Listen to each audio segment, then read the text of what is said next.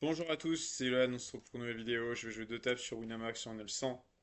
C'est longtemps que j'ai pas joué Winamax en vidéo.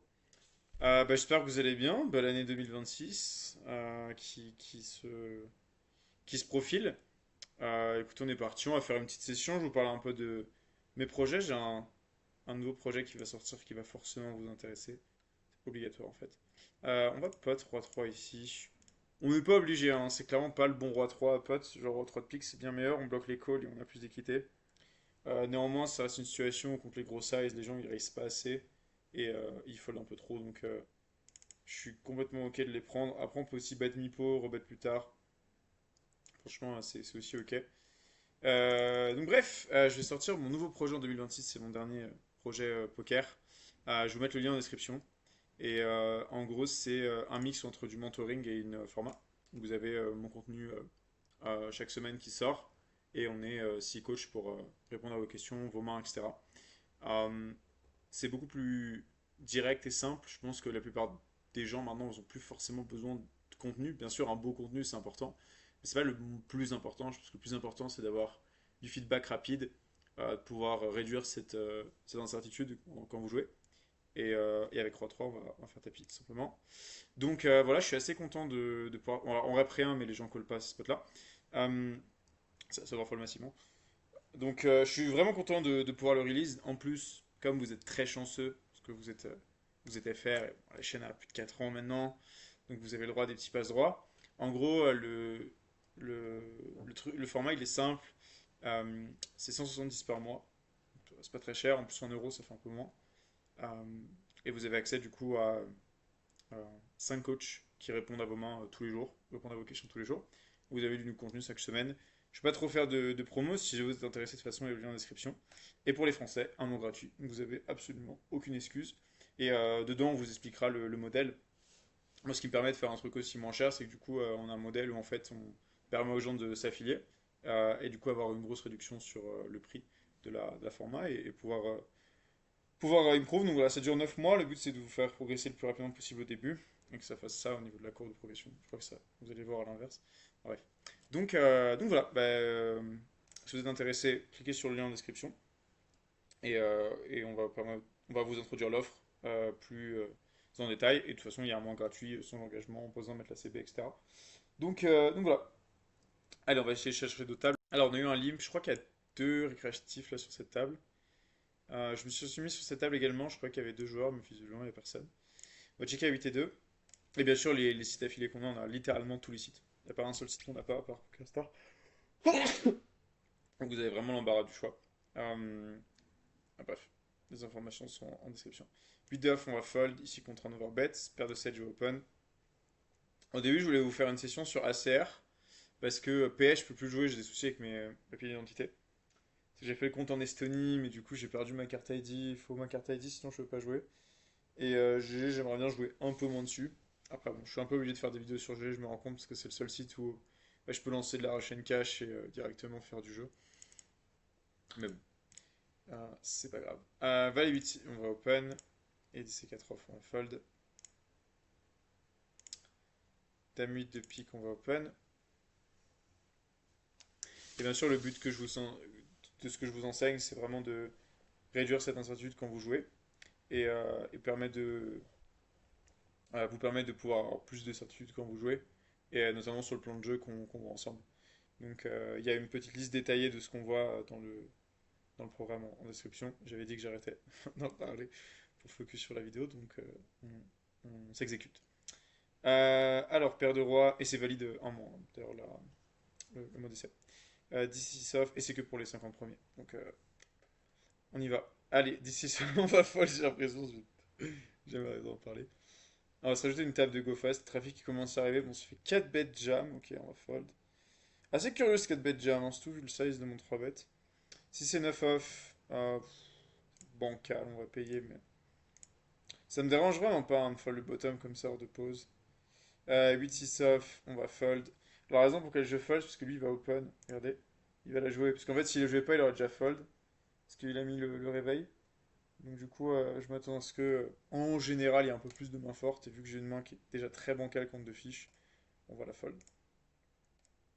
Alors, si c'est 9 sur cette turn, on va jouer que Polar, avec un gros size ou un check, pas vraiment d'intérêt de jouer d'autres size. Et si c'est 9, c'est un peu trop nul, je pense, pour être dans le bet. Alors, je crois qu'on a un open, un call, un jam. Ok, je crois que la table est vraiment pas mal aujourd'hui. On va payer avec As-Roi, bien sûr. Dernier truc, il y a aussi l'option hein, pour ceux qui. On est bien dead là avec As-Roi. Ah, on gagne même pas contre les 10.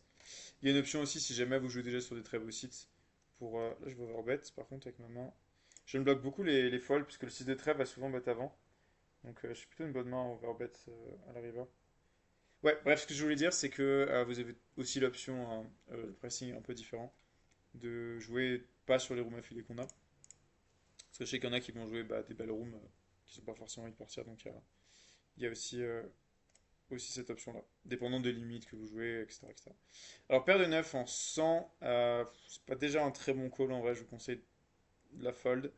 Néanmoins, je vais call, il a eu un timing un tout petit peu weak, tant que 4 bêtes c'est un peu plus faible. Et anyway, je suis en vidéo, donc vraiment les mains closes, je vais les défendre. Mais en vrai, là, je vous conseille de fold bouton.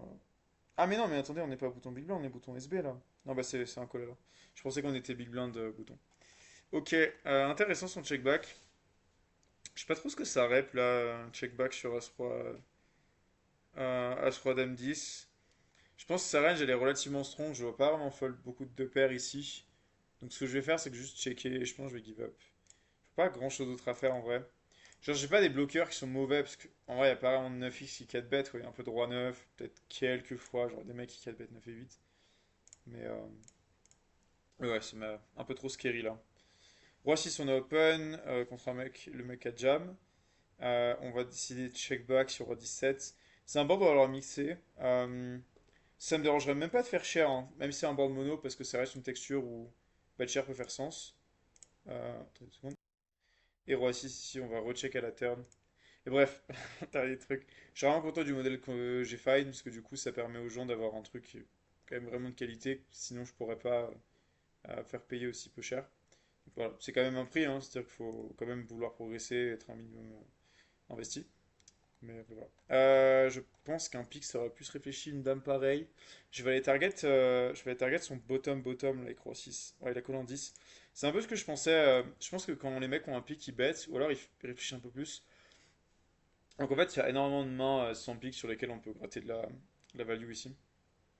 Donc voilà. Et bien sûr, le laisser gratuit, c'est que pour les FR. Hein. Pour ma chaîne FR et ma chaîne US, je vais la sortir bientôt la vidéo de présentation. Il n'y aura pas d'essai gratuit. Vu que ça que c'est de trèfle. Vu qu'au début, on doit quand même select un minimum. Parce que je peux pas prendre un milliard de personnes. Donc ouais, ça reste une sélection. Mais encore une fois, avec les FR, je vais être toujours un peu plus relax. C'est aussi un peu mieux de coacher des Français, parce qu'en plus, il y a pas mal de coachs français dans le tas. Euh, des coachs qui vont coacher. Bref, 5 et 7, chaque fois je dis j'arrête, mais j'aime bien le truc, je continue d'en parler. Bref. Mais voilà, sinon je suis au Kenya, pour ceux qui se demandent. J'avoue que c'est un peu random, je pensais pas y aller. Je suis à Nairobi et en vrai, je kiffe énormément. C'est très beau pour l'instant. Là, je vais aller au parc cet après-midi. Il y a des rooftops très sympas. Les gens sont sympas. Donc voilà. Après, bon, bah, c'est. 4 ici, c'est très bottom contre cutoff, mais je crois que c'est un fiche donc je vais le défendre. C'est uniquement parce que c'est 2x. Là, je vais limp. Je fold jamais contre Big Blind Fish ici, ça sert à rien. Ils ont trop de. C'est trop de fold post-flop pour que je fold ma main. Même si c'est vrai que le rec est absolument abusé. Si c'est 4, je crois que les fiches ils fold pas mal turn là versus bet, mais pas trop river. Je pense que je vais la jouer en check. Et si jamais il check, je bet river, mais je pense que c'est mieux de la jouer en river delay là. Parce que tous les genres Z6 qui vont call river versus bet bet, c'est des mains qui vont bet la turn. Du coup, je préfère ne pas m'isoler contre le main strong, juste checker et regarder ce qui se passe. Je pense que c'est la meilleure option. Ok, dame 7 de carreau, on va open. On va set off, on va fold.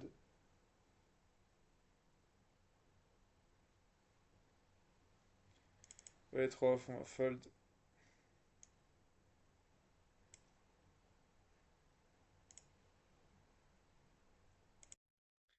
Alors, dame 7, c'est marrant, si son play, je vais mettre une blinde au flop. On peut check back aussi. Et il nous a décidé de nous lead turn. Je pense pas que c'est méga strong, mais son size me fait quand même penser à une main, genre un 8 ou un bon draw. Je pense over plus Ended, je peux pas vraiment la fold maintenant. Surtout qu'il y a beaucoup de cartes où genre ça va faire over, il va check. Et là pareil, genre son size il est vraiment pas strong. Je peux juste push et essayer de faire fold genre un 6, un truc comme ça. Je pense pas que les nuts jouent comme ça aussi, genre les nuts en général ça va. Ah c'est chiant là, ce stack size. Ah, que ça se fold ça, hein. Ouais, je vais la fold. Ah, avec 10% de reg, c'est un fold. Ouais, en fait, on pourrait penser qu'il faut fold, mais comme pour moi, straight joue pas comme ça, il n'y a pas vraiment beaucoup de DP. En fait, la meilleure ligne, c'est juste de payer. Et une fois qu'on paye, il y a trop de run-out où ça va genre bet fold, où ça va genre check fold. Et comme la pop va tendance à être trop weak, ensuite, je pense que c'est la meilleure façon de play. Euh, on a dans dans Poker University, c'est vrai que j'ai appelé comme quand j'avais fait PU. En fait, PU c'était bien, mais c'était trop. Je pense qu'il y a la plupart des gens qui veulent aller à leur rythme, euh, qui veulent surtout avoir un accompagnement très personnalisé. Et, euh, et je pense qu'il y avait trop de choses qui n'étaient pas nécessaires. Euh, et au final, c'était un très bon produit, hein, PU, je le regrette pas. Mais c'est vrai que il y avait trop de coaching de groupe et l'aspect communautaire, il plaisait pas forcément à tout le monde. Et en soi, les gens, ils ont pas besoin de 150 personnes, ils ont besoin genre de deux trois personnes du même niveau avec qui échanger en fait. Donc, bref, j'ai essayé de gommer tous les trucs. Gommer, ça m'a fait penser à Terry de Mystery. Bref, Dame 7 ici, je vais la bet small. Encore une fois, on va avoir une tendance à bet énormément ces spots. Parce qu'il n'y a clairement pas assez de check raise. Et en fait, les gens overfold turn versus bet turn. Versus bet flop bet turn. Du coup, je vous conseille vraiment de jouer agressivement. Là, on peut bet 3 quarts. C'est bien de size up si jamais il a 9-10, 8-10, valet 10, etc. Il va, il va payer et fold ensuite. Dame 9 ici, je vais raise directement. Je pense que la plupart des gens, en vrai, en 100, dès qu'ils ont une meilleure main que la mienne, ils vont size plus cher. Et c'est vite un spot où les gens peuvent bet range versus bet range. Vraiment, c'est directement un raise ici. Valet 9. Ah, ce valet, quand il check raise, je le sens pas trop. C'est souvent des nuts. Mais je fais pas la fold là. Dame 10, ouais. Parce qu'en fait, pour moi, les mains qui sont un peu plus vulnérables, il va les lead jam direct. Ok, je me fais re-raise. C'est intéressant. Je pense pas que c'est si strong que ça non plus. On va payer, on va voir ce qui se passe. Ok, turn, c'est un as, c'est intéressant. Va pas mal y avoir genre des As-X de carreau, de combo draw, main comme ça. Euh, et je pense qu'encore une fois, il y a beaucoup de gens qui mettent les brelans et tout dans le size-up. Du coup, genre, c'est pas si strong, je pense. Là, par contre, quand il size très cher, il a As-9. Il peut même avoir quelques genres de rois, de dames et tout qui jouent encore comme ça. Je pense que là, c'est le temps d'abandonner ici. Il va être un peu trop strong. Ok.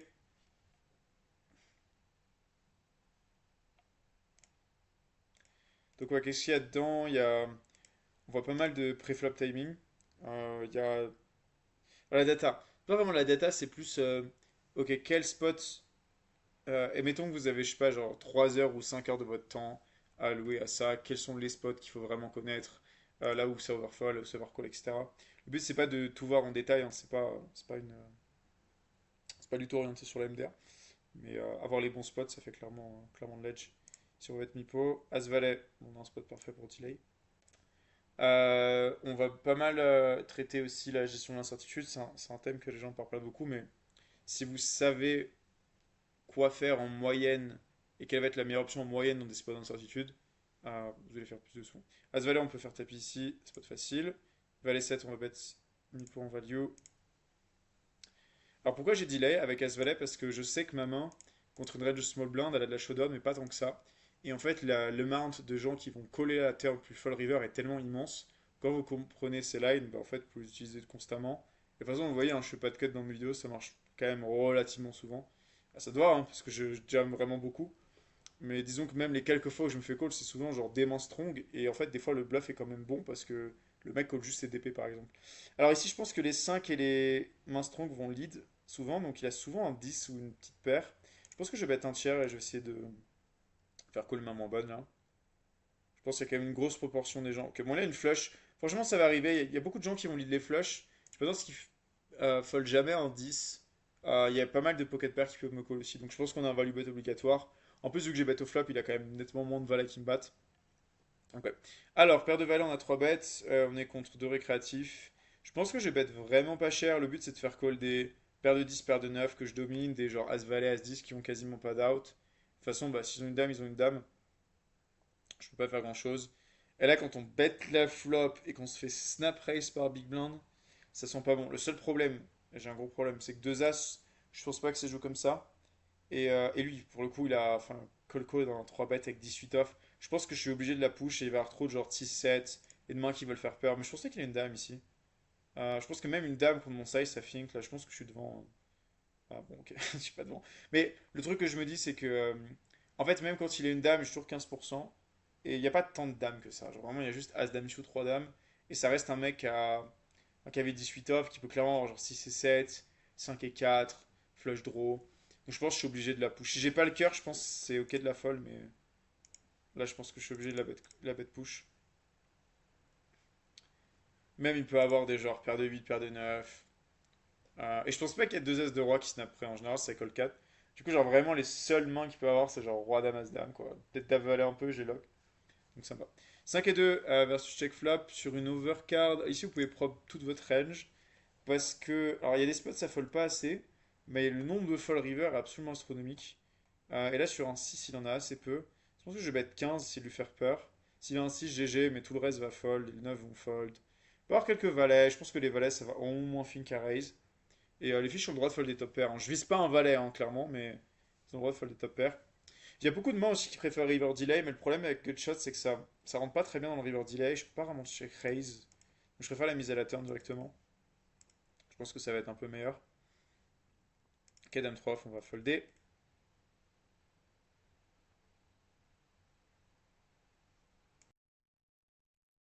Oh, dame off, on va open.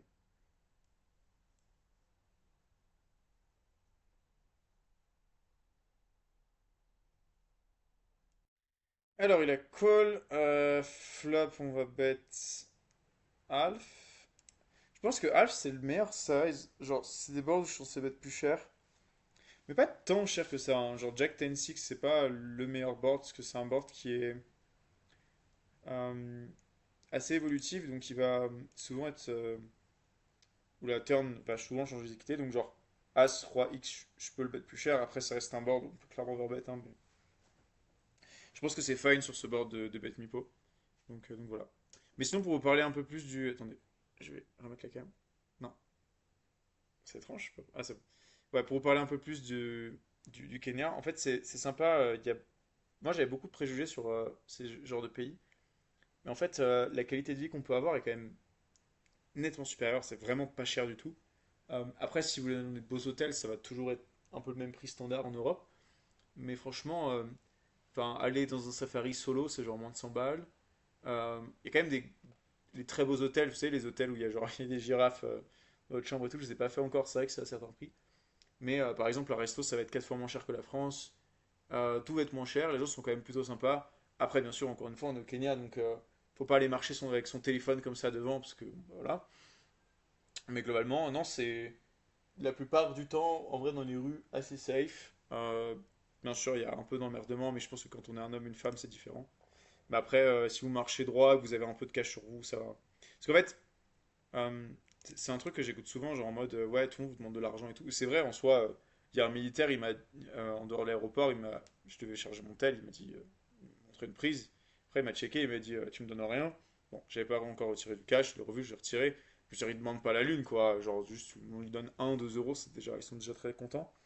Donc, oui, c'est vrai que c'est un peu désagréable. Bon, bah, il y a un mec qui prend ta valise, il va te la porter dans ta valise, t'es un peu obligé de lui donner. Mais ce que je veux dire, c'est que si vous avez votre réserve, vous avez genre 5-10 balles par jour, vous allez jamais vous faire emmerder en vrai. Et en plus de ça, les gens, ils vont pas tant. Une fois qu'on leur a donné, ça va, ils vont pas, ils forcent pas, je trouve. Donc, voilà, faut juste accepter. C'est pas non plus méga méga courant, mais c'est vrai qu'il y a pas mal de trucs comme ça. Genre, par exemple, je suis dans un parc, il y a une double entrée, il y a une entrée non officielle et une entrée officielle. Voilà, bah, l'entrée non officielle, le mec dit 5 euros, on négocie 2, et c'est good. Faut négocier parce que je vous fais un petit hors-sujet du coup tant qu'on n'a pas de main. Il faut négocier dans ce pas dire genre de pays parce que j'ai fait peu de pays d'Afrique, je vais en faire beaucoup plus cette année. Parce que ça montre que vous connaissez un peu. Et du coup, si vous négociez que vous n'êtes que deux, ils vont moins vous faire chier que si vous donnez 5 directement. Parce qu'en fait, ils vont pouvoir se dire, ah, mais du coup, je peux l'extract plus. Et ils peuvent même faire payer la sortie du parc. Donc, mais c'était bien fait, hein, j'avais pas vraiment vu que c'était pas l'entrée officielle. Alors, mais bon, encore une fois, genre, en vrai, c'est quoi le problème? Les problèmes ont coûté 5 euros. C'est pas non plus. Encore une fois, c'est juste que, oui, si vous acceptez pas de donner un tout petit peu, bah, un peu plus désagréable, mais je veux dire, il va rien arriver. Bref, allez, dis, je vais check back. Donc, très content pour l'instant du Kenya. Et en vrai, c'était à refaire, je serais allé bien plus tôt. Parce que c'est même moins cher que la Thaïlande, et je préfère largement la Thaïlande. Parce que déjà, c'est beaucoup moins pollué, beaucoup plus naturel, beaucoup plus d'espace vert. Après, oui, c'est vrai que c'est nettement moins safe quand même au global, mais quand même. Bref, Valet 10, ici on va delay. Alors, c'est pas. Je pourrais bet sur ce flop, mais ça reste des flops où genre, les gens ils probent beaucoup, hein. D'ailleurs, la pape en 100 overprobe, donc ça nous donne plus d'incentive à check. Ce qui est un peu contre-intuitif, mais en fait, la façon dont ça marche, c'est qu'il faut dire ok, si probe plus, ma value range a plus d'intérêt, allez on check. Et ma weak region, vu qu'il va probe plus, mais souvent des my equity, bah, j'ai aussi de l'intérêt à checker. Parce que quand je check ma weak region, bah, dès qu'il check la terre, les règles overfold massivement delay sur dans quasiment tous les spots, hein, SRP, 3 bet, etc. Donc à jouer avec des stratégies où il y a plus de checks, ça fait vraiment plus de sens. Et moi, c'est la stratégie que j'avais. Que j'ai eu d'ailleurs au World Collision Championship, que j'ai joué. Et on s'est fait déboîter. J'ai vraiment pas eu de chance, quoi. Genre, ça m'a vraiment fait dire quand il n'y a pas de règles, que des bons joueurs, la variance, elle est absolument insane. Bah, de toute façon, on peut le voir parce que ça commence à dater, ça fait 2 mois, je crois. On le voit parce que Linus a fini dernier, faut quand même se dire, meilleur joueur du monde. Il a fini dernier dans le championship à 80 joueurs quand même, hein. Donc c'est bien, en soi, ça nous rassure sur soi-même, mais c'est vrai que c'est dommage. J'aurais bien aimé avoir plus de chance. Du coup, j'ai arrêté, j'ai drop à, je sais pas, genre peut-être 80, un truc comme ça. Et bon, bah, je jouais avec 90% d'action, donc forcément, j'avais pas envie de drop 200 ou 300 bars pour au final pas grand-chose, quoi. Mais c'est vrai que c'était fun à jouer au moins. C'était plutôt sympa et j'ai pas mal de mains d'ailleurs à review, hein. Faut que je m'y remette un peu au contenu cette année. Mais je vais m'y remettre, faut juste que je travaille et ça va le faire. Il y a un truc aussi qui est apparu, c'est que là j'ai 24 ans, genre 25. Ceux qui me connaissent, je suis arrivé, j'avais 18-19 ans. Et c'est fou, mais je surestime à quel point l'énergie qu'on peut avoir pour les choses euh, ne change pas. En fait, ça change complètement. J'ai plus du tout la même énergie poker que quand j'avais 19 ans, ce qui est normal, hein. Et j'ai considéré 2025 comme ma dernière année. Là, je pense que 2026, c'est un peu la fin. Je me focus sur d'autres trucs et je continue un peu des petits projets dedans parce que ça fait kiffer. Parce que bah, c'est quand même le plus simple, entre guillemets, quand on veut changer de poker entrepreneuriat. Si en plus j'ai déjà l'XP pour coacher des gens et faire des structures, bah, c'est sûr que c'est un truc naturellement que j'ai envie de faire. Et en plus de ça, je pense que c'est vraiment possible de faire un bon truc avec un prix qui est bas et, euh, que les gens soient contents. Voilà. 5-8 off, on va fold. As-8. Et en plus de ça, c'est un truc que je redis souvent. Donc, du coup, ceux qui veulent plus de content sur d'autres vidéos, n'inquiétez pas. Je vais être mi-po contre SB là, j'essaie de le faire coco fold pas mal. C'est que avant, le contenu, c'était vraiment très valuable. Maintenant, ça l'est, toujours, mais c'est plus le chemin guidé qui va compter. Parce qu'il y a tellement de contenu, il y a tellement de formations. On va pas se le cacher, les formations, ça se trouve à 3 balles sur Internet, hein. Si vous trouvez bien, vous allez même trouver Poker University. Il y a un mec qui a donné toutes les vidéos. Bon, après, il la vend cher, hein, il la vend genre 1500. Ça reste la formation la plus chère, donc je suis content. Mais pareil, il a payé au final, c'est quoi? C'est genre 700 heures de vidéos. Et c'était bien. 2022-2023, c'est bien. Là, toutes les courses sont trouvables pour 20 balles. Il y a du contenu partout, il y a des chaînes partout, il y a des Twitch. Donc en fait, le contenu, il est moins important. Ce qui va être le plus important, ça va être le chemin guidé. Ça va être de se dire, ok, j'arrête de regarder du contenu qui sert à rien. J'ai un chemin, j'ai une stratégie, j'ai un game plan et j'ai des gens qui m'accompagnent. En vrai, pour moi, il n'y a que ça vraiment qui compte. Et après, tout le reste, c'est du bruit. Oui, en vrai, une communauté, c'est bien, mais genre, des gens, ils veulent pas être avec 250 personnes. C'est qu'un type précis de gens. Et encore une fois, bah, juste avec quelques personnes, ça suffit. Et, euh, et les coachings de groupe, c'est bien, mais c'est pas le plus optimal. En vrai, le plus optimal, c'est vous avez une question, vous avez une main qui vous trotte dans la tête, vous venez de jouer votre session, il y a genre 6 mains, vous postez les 6 mains, vous potez vos thinking, et en 4 heures, il y a un mec qui joue 10 fois votre limite qui vous répond. Genre, pour moi, c'est le seul et le meilleur moyen de progresser. Et, euh, et moi, si je l'avais utilisé, j'aurais progressé plus vite. Mais par contre, je pense que au moment où moi j'ai commencé, le contenu était nettement plus important. Il n'y avait pas tous ces sites qui craquaient les courses. Euh, le contenu de la formation avait beaucoup plus de valeur en fait. Donc voilà, c'est mon dernier projet poker, je vais rien faire d'autre. Je vais plus faire de coaching live, ça m'intéresse plus. Je vais juste faire ça. Euh, et mon intérêt, c'est de le faire sur un worldwide. Donc je vais toujours le promote un peu sur ma chaîne à faire, mais c'est plus pour... franchement, c'est plus une chaîne de test, hein. Comme j'ai dit, vous avez la chance de pouvoir avoir un mois gratuit. Ça reste une sélection, donc on ne prend pas tout le monde forcément parce que notre revenu se fait sur les 170, mais aussi sur la partie filiation. Donc si jamais il y a des gens qui jouent 5000, 10 000 mois par mois, c'est pas forcément le plus intéressant pour nous. Euh, donc voilà, pareil, si les gens jouent trop peu cher, bah, pareil. Donc ça reste un minimum sélectif, mais si vous rentrez dans les créneaux, ça devrait le faire. Pas trop difficilement. Bref, bah écoutez, je pense qu'on va s'arrêter là. Je vais publier la vidéo, on a un samedi, donc je vais le snap la publier. J'espère que ça vous a plu. Encore une fois, vous avez toutes les infos dans la description. Je vous conseille vraiment de regarder. En plus, comme j'ai dit, vous avez l'essai gratuit. Ça va vraiment vous apporter. Je suis très content du produit. Et on se dit à très vite. Ciao, ciao.